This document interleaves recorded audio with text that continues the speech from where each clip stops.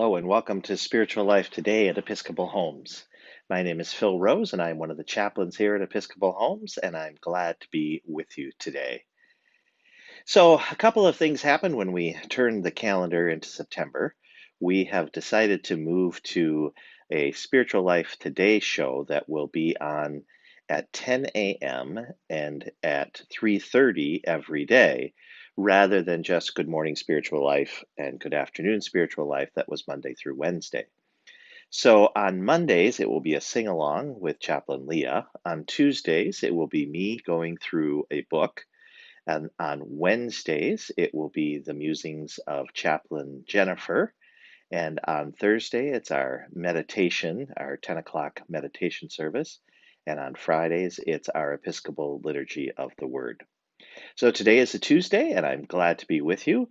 And we are reading the book God and the Pandemic by N.T. Wright.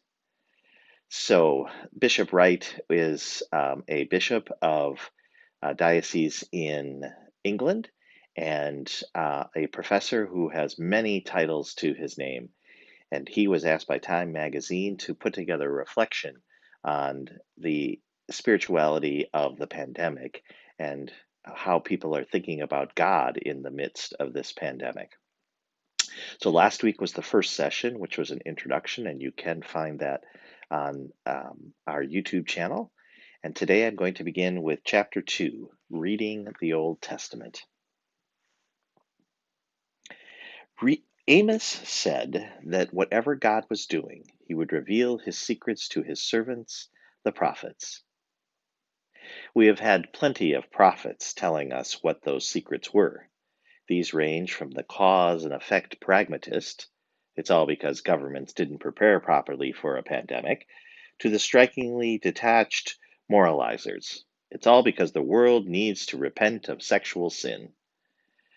To valid but separate concerns.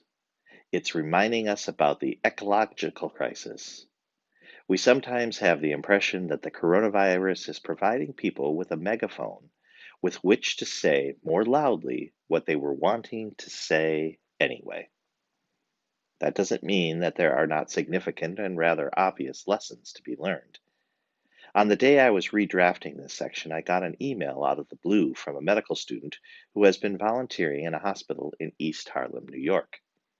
He is horrified as the way the disease is rampant among those who, unable for various reasons to get insurance, are already in bad shape from other ailments and thus likely not only to catch COVID-19 themselves, but to pass it on. This is hard-headed, feet on the ground analysis of what's actually going on, not the sideways moralistic leap. Bad things happening, say some people. That's because of abortion, gay rights, whatever. Not a good way to go. And behind it all, there are no doubt larger questions of geopolitics. Why did China try to muzzle reports from the World Health Organization? Why did Iran catch the disease so early? What effect did Britain's concentration on Brexit have on health policies? Actions have consequences. So does inaction. In the Hebrew scriptures, the greatest disaster of all was the Babylonian exile, and the great prophets interpreted that event in terms of the large-scale punishment for Israel's sin. This goes back to the covenant promises and warnings, the blessings and the curses in Deuteronomy. Books like Jeremiah and Ezekiel make it shockingly clear Israel had done what Deuteronomy said they shouldn't, particularly worshiping pagan idols and the behavior that goes with that. And God had done what God said he would do in consequence. The book called Lamentations, one of the most moving, long poems ever written, looks out upon a city from which people have vanished. That it imagines that image haunts me now. Every time I cycle around the empty streets of Oxford, normally filled with students and tourists, and the prophet weeps for innocent children, crying for food and finding none. From the Book of Lamentations, The tongue of the infant sticks to the roof of its mouth for thirst. The children beg for food, but no one gives them anything. Memory of the people's ancient traditions of faith only makes matters worse. But you, O Lord, reign forever. Your thrones endure to all generations. Why have you forgotten us completely? Why have you forsaken us these days? Restore us to yourself, O Lord, that we may be restored. Renew our days as of old, unless you have utterly rejected us and are angry with us beyond measure. The great prayers for restoration elsewhere are quite explicit. Here we are in the exile before we sinned, so now we turn to you and ask for forgiveness. Daniel 9 is perhaps the clearest of these. To the Lord our God belong mercies and forgiveness, for we have rebelled against him and not obeyed the voice of the Lord our God by following his law, which he set before us by his servants, the prophets. And if that's how it works on the large scale, or how it worked with the Babylonian exile at least, then on the smaller personal scale, it sometimes looks as though it ought to be the same. There's an awful moment in First Kings when a widow, losing her only son, assumes that it's because of her sin, so that by having the prophet Elijah staying under her roof, she has somehow triggered her son's death as a punishment. Elijah, raising the boy to life, puts the suggestion back where it belongs. But the rumor persists that ill fortune and ill behavior are always linked to a straightforward causal chain. The very first psalm informs us that good people will flourish and wicked ones will come to a bad end. Psalm 37, which in some ways is an extended meditation on the same theme, has the striking verse: I have been young and now am old, yet I have not seen the righteous forsaken, or their children begging bread. Cue sharp intake of breath. We have seen them on our streets, on our screens, on our hearts. We should probably allow the psalmist the benefit of the doubt here. He is describing normal times. Play fair and things will work out. Mess around and trouble will come. But we don't live in normal times. Perhaps we never really have. What do we say then? Try explaining to someone dying of coronavirus in a crowded refugee camp that all this is because of sin? Blame the victim, in other words. That's always a popular line. Fortunately for our sanity and our view of biblical inspiration, there is a more rounded picture. Take Psalm 73. The writer knows the normal line: good things come to good people, bad things to bad, but it hasn't worked out like that. The wicked are flourishing and the righteous are crushed under their feet. It's only when the poet goes into God's temple that a larger healing viewpoint can be glimpsed.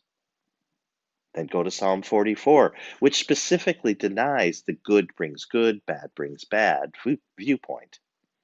The poet knows that God has looked after his people in time past, but now truly horrible things have happened despite the fact that, as he insists, quote, all this has come upon us, yet we have not forgotten you or been false to your covenant. Our heart has not turned back. If we had forgotten the name of our God or spread out our hands to a strange God, would not God discover this? For he knows the secrets of the heart. Because of you, we're all being killed all day long and accounted as sheep for the slaughter. Unquote. Paul quotes that in Romans 8, one of the most important places for understanding this whole mystery. We'll come back to that in a little bit. There are other psalms which state the problem and leave it with a kind of puzzled shrug of the shoulders. Psalm 89 is like that. God has made wonderful promises. We basked in their sunshine for a while. But now the sky is dark and everything has gone wrong and there is no hope in sight. End of Psalm. There's a refreshing honesty to that. Or the darkest spot of all, there is Psalm 88. Once, when my wife and I were leading a pilgrimage in the Holy Land, we got to the place, according to some of the archaeologists, Jesus probably spent the last night before his crucifixion. It was a dungeon deep below the palace of the first century high priest. Our guide suggested we pause and read Psalm 88.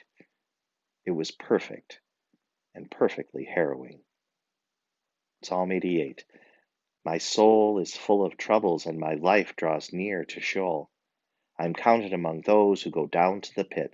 I am like those who have no help, like those forgotten among the dead, like the slain that lie in the grave. O Lord, why do you cast me off? Why do you hide your face from me? Wretched and close to death from my youth up, I suffer your terrors. I am desperate. You have caused friend and neighbor to shun me. My companions are in darkness. End quote. Those psalms are the foothills, already glooming and frightening. Yet we sense a darker mountain looming up behind them. It's called the Book of Job. Whenever anyone tells you that coronavirus means that God is calling people, perhaps you, to repent, tell them to read Job. The whole point is that that is not the point. It's Job's comforters who tell him it's all about sin. They are absolutely clear that God must be punishing Job for some secret misbehavior. Job is equally clear that if that is so, then God is being unjust. The reader is in on the secret from the start, knows that both are wrong, but that the comforters are a whole lot more wrong than Job. Quite a different battle is going on. The book of Job rattles the cages of our easygoing piety. It reminds us that there are indeed more things in heaven and earth, more pains and puzzles in heaven and earth than are dreamed of in our philosophy, even our Christian philosophy. The book of Job doesn't really have a resolution, not a satisfactory one anyway. There is a short, happy ending, but it's only partially happy. Job gets more sons and daughters to replace the ones he lost. But does that make it all right? God has revealed his power and might to Job, and Job realizes he can't compete. But does that even make it all right? That might conceivably just leave you with the Stoics. It's all fixed.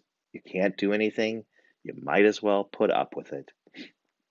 I think part of the point of Job is precisely its unresolved character. Sermons have been preached and whole books written on the ways in which the story of Jesus provides a kind of resolution for Job. Well, maybe.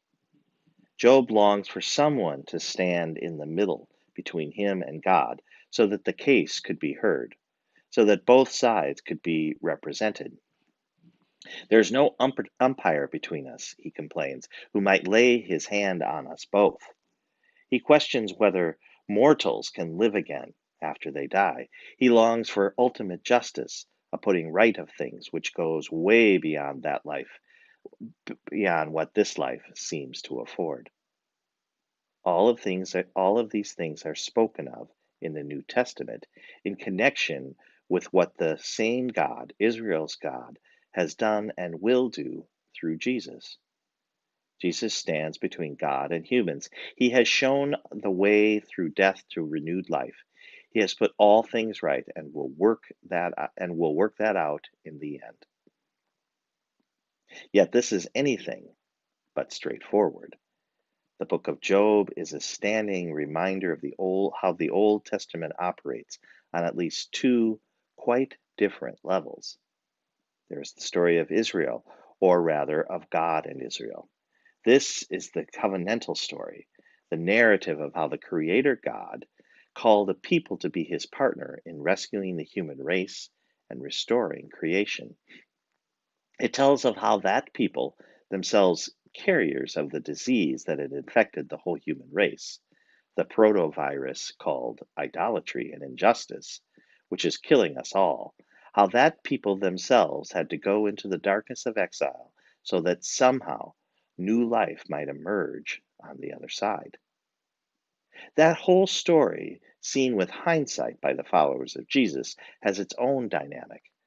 Many Jews in Jesus' day were very much aware of the great story of God and Israel in terms of the covenant in Deuteronomy 27, which promise blessings for obedience and curses, ultimately exile, for disobedience, followed in the end by a restoration when Israel finally repented and turned back to God.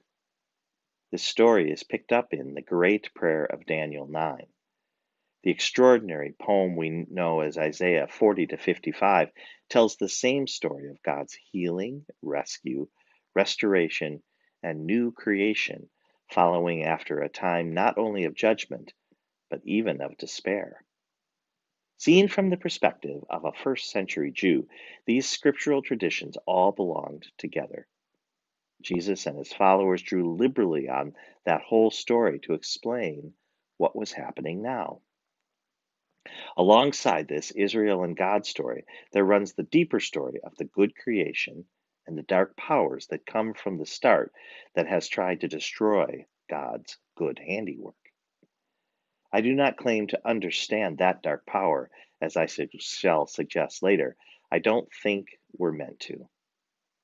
We are simply to know that when we are caught up in the awful circumstances, apparent gross injustices, terrible plagues, or when we are accused of wicked things of which we are innocent, suffering strange sicknesses with no apparent reason, let alone cure, at those points we are to lament.